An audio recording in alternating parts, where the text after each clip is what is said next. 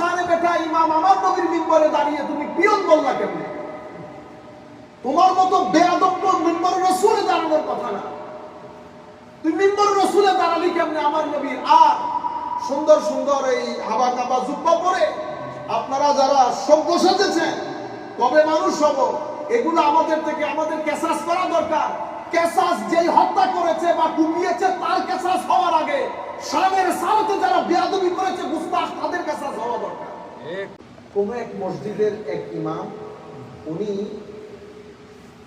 কথা প্রসঙ্গে বলেছেন, এক্সাম্পল দিতে গিয়ে আল্লাহকে অফিসার বলেছেন, নবী করিম সাল্লাল্লাহু আলাইহি ওয়াসাল্লামকে পিয়নের সাথে তুলনা করেছেন। নাউজুবিল্লাহ বলেন। আমরা আপনাদের একটা বিষয় ছিল যে আমরা মানে সাথে সাথে কেন কথা বলে ফেললাম না, খুব কঠিন ভাবে। আমাদের একটা সিস্টেম আমরা অ্যাপ্লাই করি, একটা নিয়মে চলি। যে কোনো একটা ঘটনা ঘটলে আমরা একটু অবজার্ভ করার চেষ্টা করি, আগ পিছ জানার চেষ্টা করি। আমরা পুরোপুরি ঘটনাটা শুনেছি, ওই যিনি করেছেন তার জবান থেকেও শুনেছি।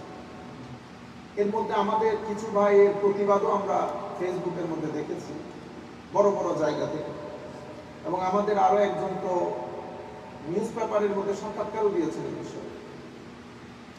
বড় আফসোসের বিষয় হচ্ছে, অসম্ভব আফসোসের বিষয় হচ্ছে যে আমরা প্রত্যেকটা বিষয়ের মধ্যে মাঝখানে না এসে দুই পক্ষে, মানে একটা এফরাতের দিকে চলে যায়, একটা তফরিতের দিকে চলে যায়, অর্থাৎ বাড়াবাড়ির দিকে। প্রথম বিষয় হচ্ছে আমরা অনেক কিছু নিয়ে ফ্রাস্ট্রেটেড সোসাইটির মধ্যে, এক। দ্বিতীয় বিষয় হচ্ছে আমরা কোনো কিছুকে এলমি মূল্যায়ন করা বা ওইটাকে প্রপারলি ডিল করা, এই বিষয়গুলো তো আমাদের আসে না।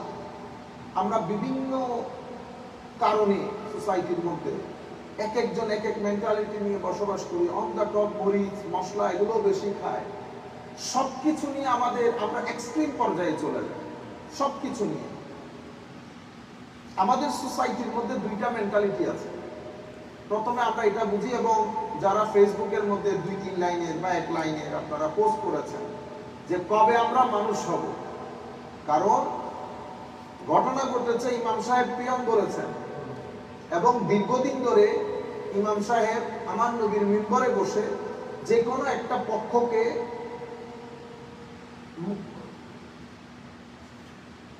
পক্ষের কথা বলতে গিয়ে বা ওনাদের মতামতকে প্রসারিত করতে গিয়ে উনি ইতপূর্ব বেশ কিছু মন্তব্য করেছেন।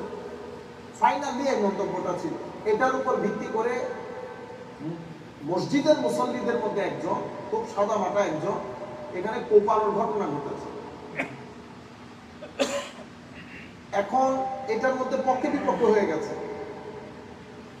আমরা কেউ বলছি গুস্তাখে রাসূল বস মেরে ফেলা দরকার, আর কেউ বলছেন না, মানে ওনার এই পিয়ন শব্দ বা প্রফেসর এই কথাগুলো ওনারা কনসিডারেশনে আনতেছেন না, ওনারা ফুল ফোকাস করতেছেন মানে কোপানো হয়েছে। আমি বলতেছি কোপানোটা ভুল ছিল। কোপানোটা আমরা কেউ নিজেরা আইন হাতে তুলে নিতে পারবো না। আর যিনি এই জবানটা ইউজ করেছেন, এটা হচ্ছে একটা নির্দিষ্ট জবানের ধারাবাহিকতা। এই জবান প্রথম শুরু হয়েছে জুলফাইসার আত-তামিমিকে দিয়ে। আমি ইতোপূর্ব এই বিষয়টা আপনাদেরকে বিস্তারিত বলেছি, আমি চাচ্ছি না যে বারবার জিনিসগুলো রিপিট হোক।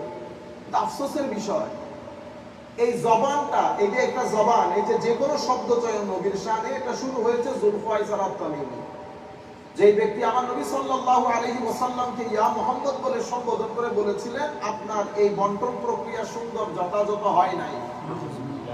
নাউযুবিল্লাহি মিন যালিক। এখান থেকে এই জবান শুরু।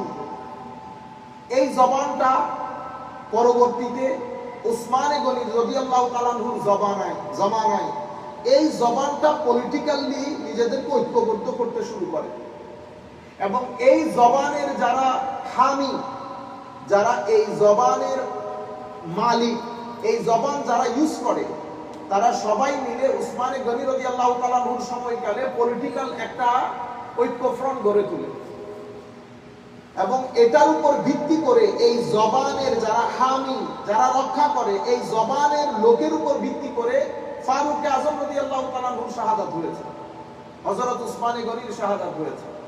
এবং উসমানে গনির সময়কালে এদেরকে উসমানিয়ুন বলা হতো, উসমানিয়ুন, অরিজিনালি খারিজি, কিন্তু এদেরকে উসমানিয়ুন বলা হতো।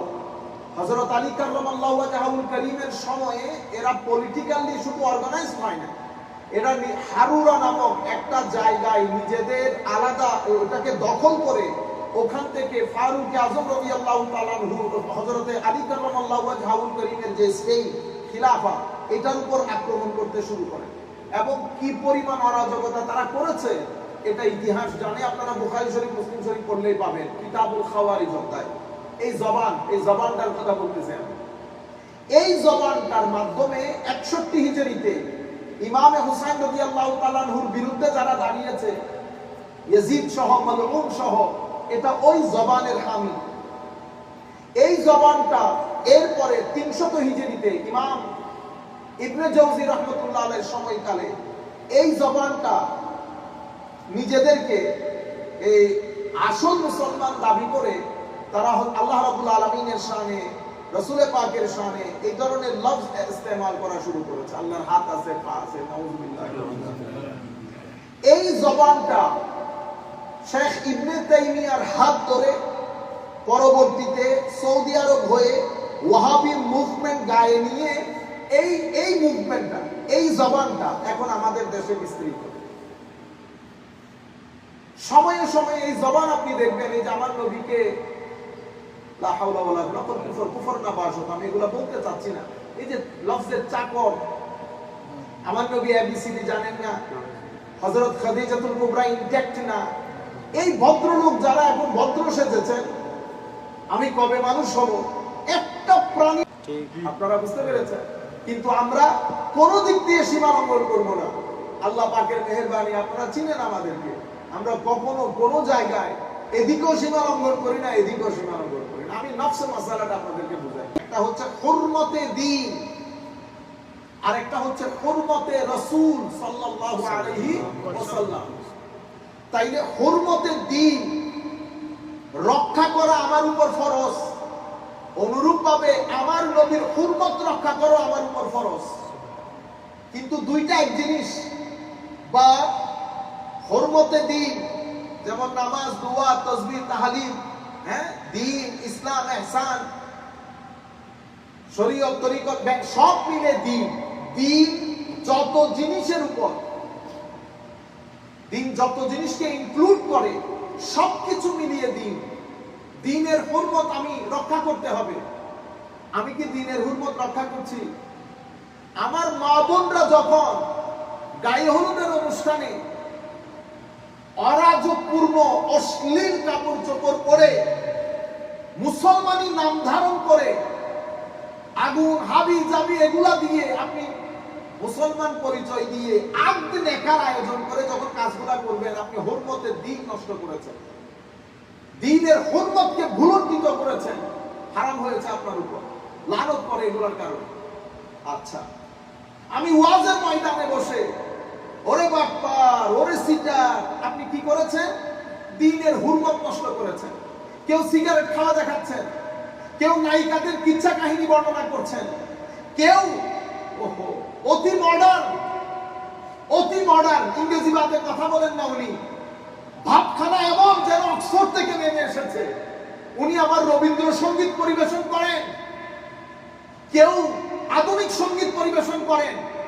এগুলা করে আমার নবীর রেখে যাওয়া দ্বীনের হুরমত ভুলণ্ঠিত করেছেন।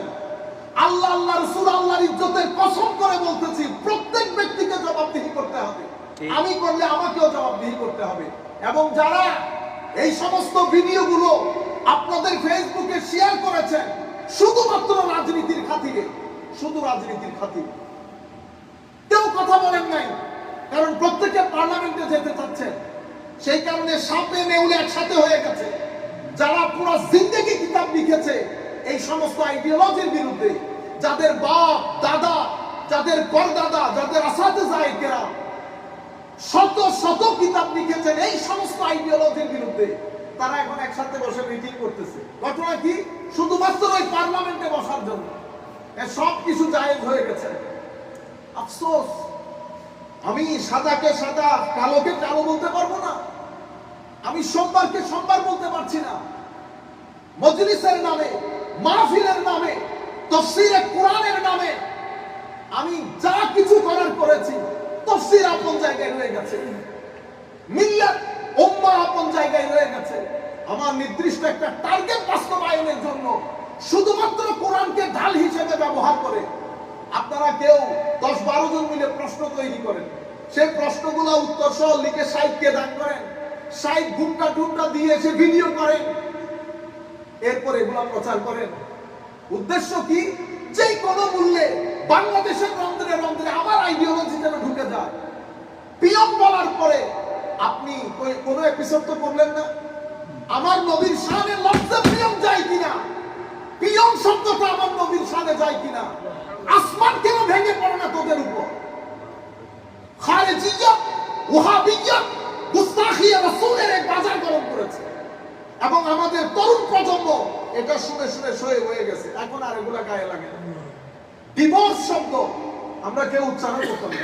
ডিভোর্স, তালাক শব্দ সমাজে উচ্চারিত হইতো না, কিন্তু নাটক সিনেমা করে করে ডিভোর্স ডিভোর্স ডিভোর্স বলে বলে এখন আমাদের লজ্জা শরম চলে গেছে। এখন বাবা পুত্র কথা বলার সময় ডিভোর্স বলতে আর কোনো অসুবিধা হয় না, কারণ আপনি যখন বারবার একটা শব্দ ইউজ করবেন অটোমেটিক্যালি আপনার হায়া চলে যাবে। এতগুলো এলিট ক্লাসের উলামা, এক ব্যক্তি দিনকে খুশি করতাম, আমার নবীর রূহ খুশি হতো, অথচ তাদের কাউকে কোনো কিছু বলা হলে আসমান ভেঙে পড়ে।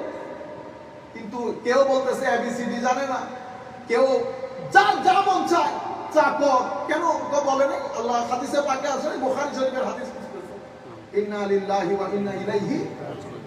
তাকরীরের ময়দান, ওয়াজের ময়দানে হুজুর ওয়াজ করতেছে, উনি অমুক জায়গায় খেলছে, উনি অক্সফোর্ডে পড়াইছে, উনি অমুক ওই আমেরিকার ব্রিজে 53,000-54,000 স্ক্রু ড্রাইভার লাগছে। তো ওয়াজ, তাইলে আমরা কি করেছি? হুরমতের দিন নষ্ট করেছি, দ্বীনের হুরমতকে বঞ্চিত করেছি। দ্বীনের হুরমত যখন নষ্ট হয় সমাজের মধ্যে এইটিজম বেড়ে যায়। এইটিজম মানে সেকুলারিজম বলেন, ধর্ম বিমুখতা, এটা বেড়ে যায়। এবং আমাদের দেশে তরুণ প্রজন্ম, কারণ আপনাকে বুঝতে হবে আমি কোন সোসাইটিতে বসবাস করছি। আমি যে সোসাইটিতে বসবাস করছি সেটা দ্বীনি সোসাইটি না। আমাদের সোসাইটিতে তো দিন যেতে যেতে যেতে আমাদের ছেলেরা, মুরব্বীরাও জানে না জানাজা যে ইমামের পিছনে পড়তে হবে। জানাজা ইমামে, এই যে পরশু জানাজা পড়ছি না, পরশু তো আমাদের এক চাচা, উনি ওনার সন্তান সহ আরো আমার থেকে বোধহয় আরো আধা হাত আগে দাঁড়াইছেন। একটা দায়িত্ব বেহাজাল। আমি আপনাদেরকে আমি দোষারোপ করতেছি না, সমালোচনাও করতেছি না, না জানাটা দোষের না, শিখতে না চাওয়াটা দোষের। তাইলে আমি আপনাদেরকে জানাই দিতে চাচ্ছি লেভেল অফ ইগনোরেন্স। আমেরিকার মতো দেশে ইগনোরেন্সের দিন সম্পর্কে জানার কমতিটা কতটুকু নেমে এসেছে। এক ভদ্রলোক জানেও না জানাজার নামাজ হোক, জামাতের নামাজ হোক, আমাকে যে ইমামের পিছনে দাঁড়াইতে হবে এতটুকু আইডিয়া নেই। আমরা ইমানের প্রিন্সিপাল জানি না, দ্বীনের পিলার জানি না, আমরা ওযু জানি না, আমরা সূরা ফাতিহা শুদ্ধ করে পড়তে জানি না। এই ধরনের একটা মাহৌলের মধ্যে আমাদের ওয়াজ তাকরীর কেমন হওয়া দরকার ছিল? আমরা ঘৃণার ছড়াছড়ি বাদে আল্লাহর ইজ্জতের কসম কিয়ামতের ময়দানে কেউ নড়াচড়া করতে পারবো না, আমি সহ কেউ নড়াচড়া করতে পারবো না। আসেন আমরা শুদ্ধ হই। আমাদের উপর জাতির অনেক কিছু এখনো জাতিকে দেওয়ার আছে। তরুণ প্রজন্মের উলামায়ে কেরামকে বলবো আল্লাহর ওয়াস্তে পড়েন, অতঃপর পড়েন, অতঃপর পড়েন, এরপরে সিজদা দেন, এরপরে বাহিরে আসেন তাকরীরের জন্য। এটা হাসি মজাকের জায়গা না। এক তাকরীর, এক ওয়াজ দিয়ে পুরো রবিউল আউয়াল শেষ, এক ওয়াজ দিয়ে পুরো রবিউল সানি শেষ। একই কথা এক ব্যক্তির পক্ষে 4-5 স্টেজে বলা কিভাবে সম্ভব? একই ওয়াজ, একই ক্যাসেট, 50,000 টাকা যাবো না, 70 ছাড়া যাবো না। প্রত্যেক আর কিছু তো আছে এলিট, আবার ফর্ম ফিল আপ করতে হবে। 1 লাখ, 1.5 লাখ, 2 লাখ নেন টাকা, না নিলেও বাঙালির ঝামেলা, না নিলে দিবে না কেউ, না বললেও কেউ দেয় না। না দেবে কেমনে? আপনারা যা করার সব আমার মতো হয় না, বেকুব। বুঝতে পেরেছেন? আমি আপনাদেরকে যেটা বলতে চাচ্ছি, আল্লাহর ওয়াস্তে পড়েন। আপনাদের কারণে আপনারা সার্ভেগুলো পড়েন, সার্ভে বলতেছে উলামায়ে কেরামের রং প্রেজেন্টেশনের কারণে, উলামায়ে কেরামের অদ্ভুত কথাবার্তার কারণে অসংখ্য বাংলাদেশি যুবক দিন ছেড়ে চলে যাচ্ছে। কলেজ ইউনিভার্সিটিতে যারা পড়ে, English literature, economics, physics, chemistry, maths যারা পড়তেছে, হয় এই এক্সট্রিমের দিকে চলে যাচ্ছে অথবা ওই এক্সট্রিমের দিকে চলে যাচ্ছে। দ্বীনের হুরমত নষ্ট করতেছি আমরা, এটা একটা বিষয়। এরপরে হুরমতের নামুসের সালত, আমার নবীর হুরমত নষ্ট করা। আমার নবীর হুরমত নষ্ট করা মানে আমার নবী সাল্লাল্লাহু আলাইহি ওয়াসাল্লামের শানকে ছোট করা, খাটো করা, ইস্তেখফাফ করা, ইস্তেহকার, হাকির করা, যেটাকে আমরা বাংলা বা আমাদের পার্সিয়ান ভাষায়, আমাদের বাংলাদেশ, ইন্ডিয়া, পাকিস্তানে আমরা বলি গুস্তাখিয়ে রাসূল। এটাকে আমরা আরবির মধ্যে শাতেমে রাসূল অথবা সাব্বুর রাসূল বলে। মানে নবী করিম রউফুর রহিম সাল্লাল্লাহু আলাইহি ওয়াসাল্লামকে গালিগালাজ করা, গালিগালাজ করা, আমার নবীর শানে শব্দ চয়নে বেয়াদবি করা, নবীর শানকে ছোট করা, খাটো করা। এই জন্য একটা জিনিস পরিষ্কার জেনে রাখেন, আমি সবাইকে অনুরোধ করব, আমরা এক্সট্রিম না হই, আমরা মাঝখানে থাকি। কারণ পুরা পৃথিবী এখন উঠে পড়ে লেগেছে আহলুস সুন্নাহ ওয়াল জামাত তথা তরিকত পন্থীদের উপর উগ্রতার ফতোয়া লাগানোর জন্য পুরা পৃথিবী উঠে পড়ে লেগেছে। কারণ পৃথিবীর মিডল ইস্ট থেকে যে দিন প্রমোটেড হয়েছে, সেটা এখানকার সেনেট এবং ইংল্যান্ডের জায়গায় পার্লামেন্ট হাউসে পরিষ্কার হয়ে গেছে যে এদেরকে আমরা ফান্ডিং করেছি, এরা পুরো পৃথিবীর মধ্যে উগ্রতার বাজার গরম করেছে, এক্সট্রিমিজমের বাজার গরম করেছে। পৃথিবী তাদের কারণে শঙ্কিত না, পৃথিবী খুব ভয় করে সুফি ইসলামকে, তরিকতপন্থীদেরকে। কারণ এদের ভদ্রতা, এদের আখলাক, এদের তাকওয়া, এদের পরহেজগারি, এদের নূর, এটার মাধ্যমে মানুষ ইমপ্রেসড হয়। ফিলাডেলফিয়ার বাবা ওয়াহিউদ্দিন রাহমাতুল্লাহ আলাইহি তার উৎকৃষ্ট প্রমাণ। আমরা অনেকে অনেক সংগঠন করেছি, হাজার মানুষের মাজমা করি, লাখো মসজিদ করেছি, কিন্তু আমরা এক বাবা ওয়াহিউদ্দিনের 1000 গুণের এক ভাগও আমরা সবাই মিলে করতে পারি নাই। তরিকতপন্থীদের মাধ্যমে পুরো পৃথিবীতে সেভাবে ইসলাম প্রচার হয়েছে। পৃথিবী এখন চাচ্ছে আমাদের উপর সেই উগ্রতার ধাব্বা লাগিয়ে দিতে। আমাদেরকে বুঝতে হবে, আমরাও কেন জানি দিনের পর দিন ওই উগ্রতার দিকে চলে যাচ্ছি, তরিকতপন্থীরও কিন্তু উগ্রতার দিকে চলে যাচ্ছি। একটা বিষয় পরিষ্কার, সেটা হচ্ছে, আগে পুরা পরিভাষাটা বুঝি আমরা। গুস্তাখিয়ে রাসূল যেটা, আমার নবীর শানকে ছোট করা, খাটো করা, এটাকে আমরা গুস্তাখিয়ে রাসূল বলি, কিন্তু পরিভাষার মধ্যে এটাকে বলে শাতেমে রাসূল। শাতেমে রাসূল, সাব্বুর রাসূল, আমার নবী সাল্লাল্লাহু আলাইহি ওয়াসাল্লামের সাথে অসামঞ্জস্যপূর্ণ কথা বলা, গালি দেওয়া, এটাকে গুস্তাখিয়ে রাসূল বলে। যারা আমার নবীর শানে সাব করে, শাতম করে, গালি দেয়, তাদের ব্যাপারে উম্মতে মুসলিমার ইজমা, কোন ইফ বাট ছাড়া, যে সেই ব্যক্তি জাহান্নামের কুকুর এবং তার সাজা হচ্ছে মৃত্যুদণ্ড, তার সাজা মৃত্যুদণ্ড। শাতেমে রাসূল যেই ব্যক্তি শানে রিসালাতের মধ্যে বেয়াদবি করবে, সেই ব্যক্তির সাজা মৃত্যুদণ্ড। এটা নিয়ে উম্মতে মুসলিমার কোনো কালে কোনো ইখতিলাফ ছিল না।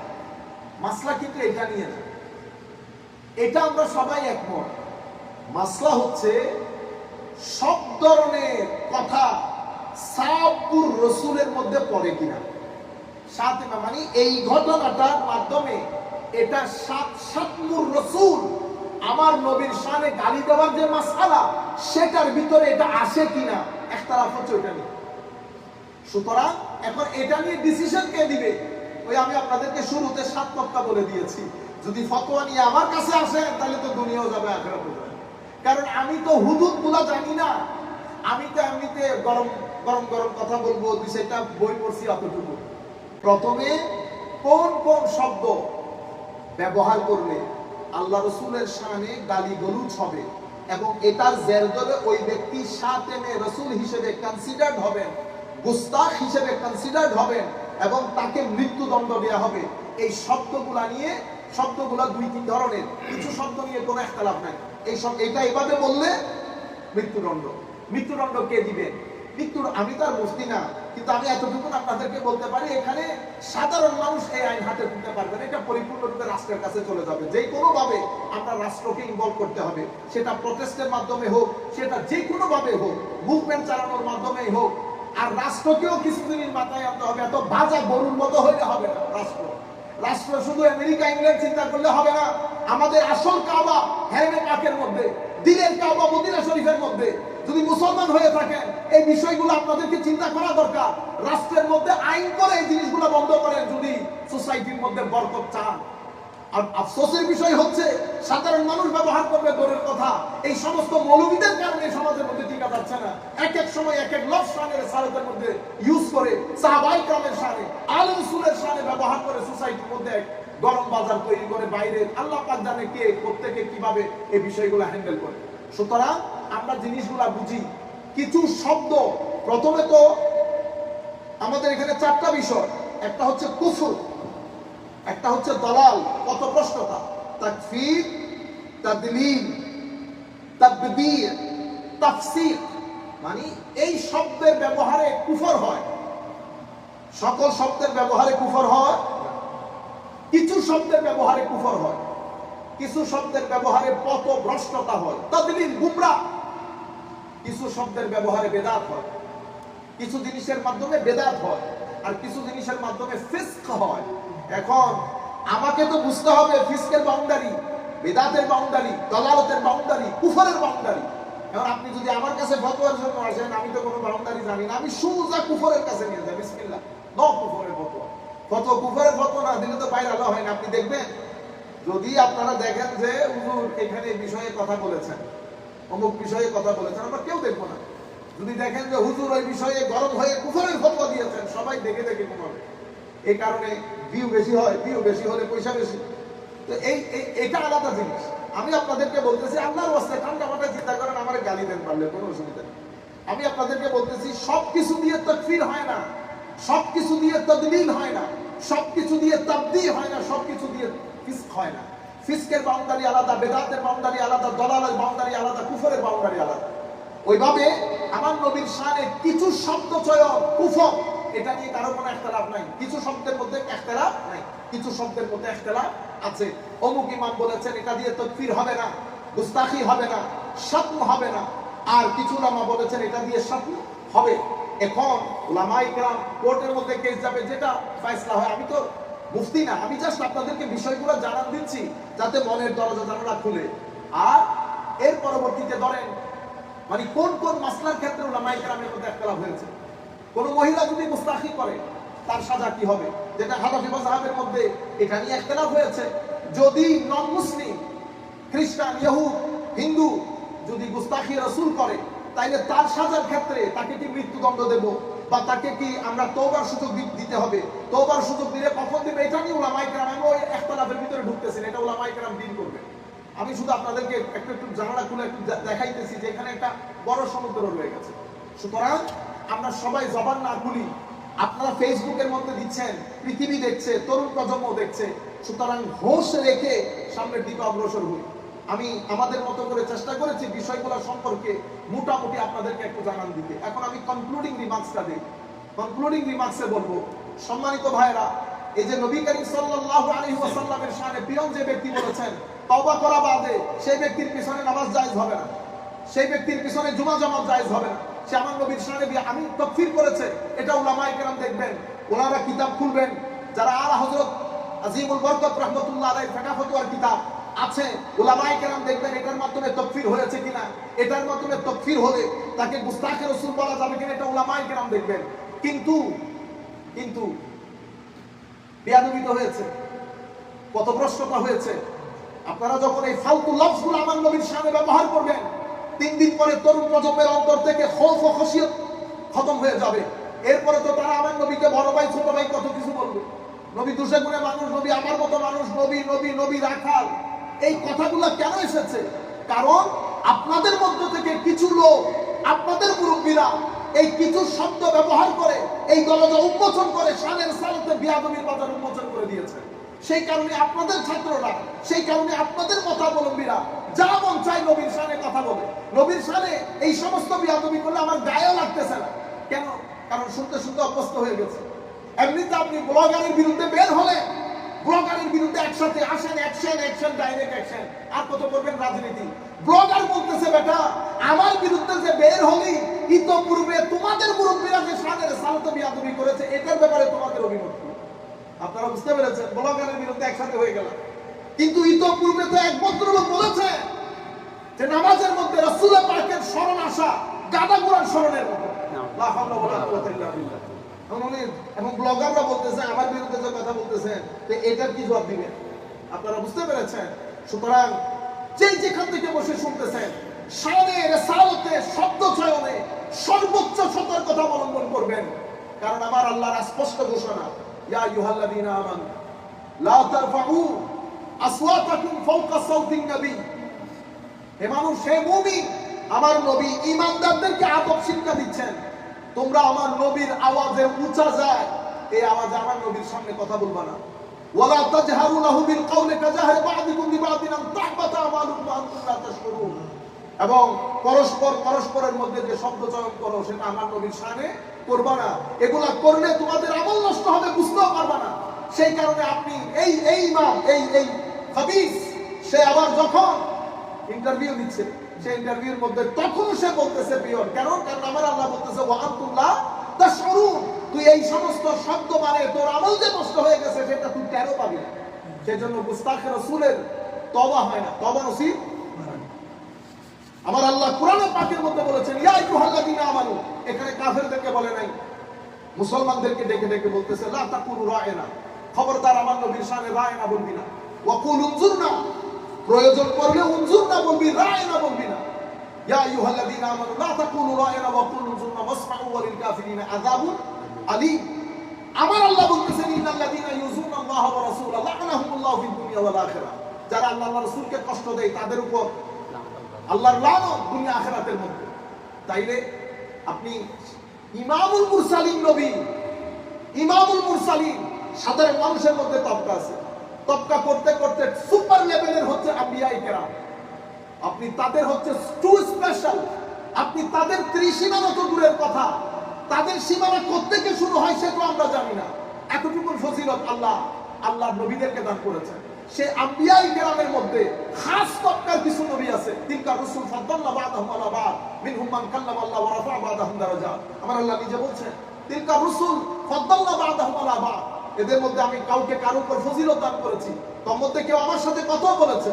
এই সমস্ত ফজিলতকে ভেদ করে সর্বোচ্চ সীমায় যিনি গিয়েছেন ওনার নাম ইমামুল মুরসালিন নবী মুহাম্মদুর রাসূলুল্লাহ সাল্লাল্লাহু আলাইহি ওয়াসাল্লাম, যাকে আল্লাহ ইয়াসিন বলেন, তাহা বলেন, মুজাম্মিল বলেন, মুদাসসির বলেন, নাম ধরেন না, ইয়া আইয়ুহান নবী বলেন।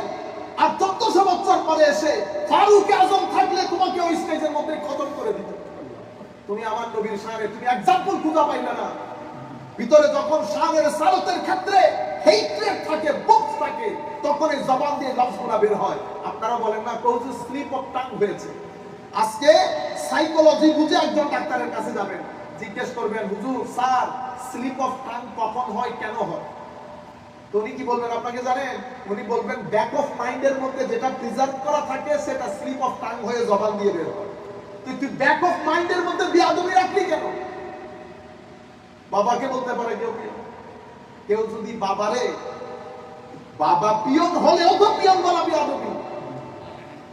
মা, আমার মা যদি কারো ঘরে কাজ করে সে বলতে পারবে আমার মারে চাকরানি, তুই বলতে পারবি চাকরানি, তুই বললে তোরে বিয়াদব বলা হবে। আর বিয়াদবের সাজা আল্লাহ জাহান্নামের মধ্যে রেখেছে। মনে রাখবেন, মার সাথে বিয়াদবি করলে বিয়াদব, রাসূলে পাকের সাথে বিয়াদবি করলে কাফের। কিন্তু আমি সাধারণ উলামায়ে কেরামকে বলছি, আমরা এতটুকু এই যে আমি কথাগুলো বলতেছি, কেন বলছি জানেন? আমি আপনাদেরকে তর্জ তরিকা শিখাইতেছি। আমি কিন্তু তাকফীর করতেছি না, আমি বলতেছি না কাফের হয়ে গেছে না, আমি এতটুকুনের মধ্যে সীমাবদ্ধ থাকি। তাহলে সোসাইটির মধ্যে একটা ভীতি সঞ্চার হবে শানে রাসূল সালাতের কথা বলার ক্ষেত্রে। কিন্তু আপনি যখন তাকফীর করতে যাবেন তখন আপনি আপনার সিনিয়র আলেমের সাথে কনসাল্ট করবেন। করে বলবেন হুজুর আপনারা এই বিষয়ে একটা মতামত দেন। তাহলে আমরা যদি আমরাই ফেসবুকের মধ্যে ফতোয়া দেওয়া শুরু করি তাইলে এটা খতরনাক হবে। আল্লাহ রাব্বুল আলামিন আমাদের হামি ও নাসির হোক। মাওলাই করিম আমাদেরকে কবুল করুক, ভুল ত্রুটি আল্লাহ রাব্বুল আলামিন ক্ষমা করুক, আমাদেরকে আমাদের আয়েন্দা নসলকে এই খারিজিয়তের গণজোয়ার থেকে রক্ষা করুন। আমিন। এই প্রথম আমি তরুণ প্রজন্মের উলামায়ে কেরাম আপনারা জিজ্ঞেস করেন হুজুর খারিজিয়তের হঠাৎ করে এত প্রভাব। ইবনে তাইমিয়া প্রমোটেড হচ্ছে এই সৌদি আরব হুকুমতে আসার পরে প্রথম সুযোগটা পেয়েছেন ওনারা, পেয়ে এখন যা মন চাই যেভাবে মন চাই করতেছে। দোয়া করেন আল্লাহর দরবারে আল্লাহ রাব্বুল আলামিন যেন আমাদের হামি ও নাসির হন। আরেকটা বিষয় আপনাদেরকে পরিষ্কার করে দিই,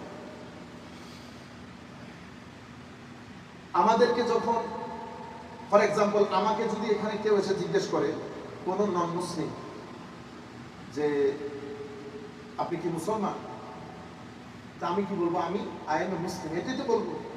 নাকি বলবেন আই এম এ সুন্নি? সুন্নি বললে এর বুঝাইতে পারবেন আপনি সুন্নি? হ্যাঁ, আপনি পুরা জিন্দেগি যদি বুঝান এর আপনি সুন্নি বুঝাইতে পারবেন। এর জন্য হচ্ছে আমি আই এম মুসলিম। আপনারা যদি জিগায় ওয়ার আর ইউ ফ্রম, আপনি কি বলেন? ফ্রম সিলেট। ফ্রম বাংলাদেশ বলবেন। সিলেট বললে বুঝবে। এবার আপনি বুঝান হলে সিলেট কি জিনিস? হ্যাঁ, না আমি ফ্রম বাংলাদেশ। এরপর আমার মুসলিম ভাই যদি জিজ্ঞেস করে যে ভাই জান এই মসজিদটা কাদের মসজিদ, তা আপনি কি শিয়াদের মসজিদ বলবেন, মুসলমানদের মসজিদ বলবেন?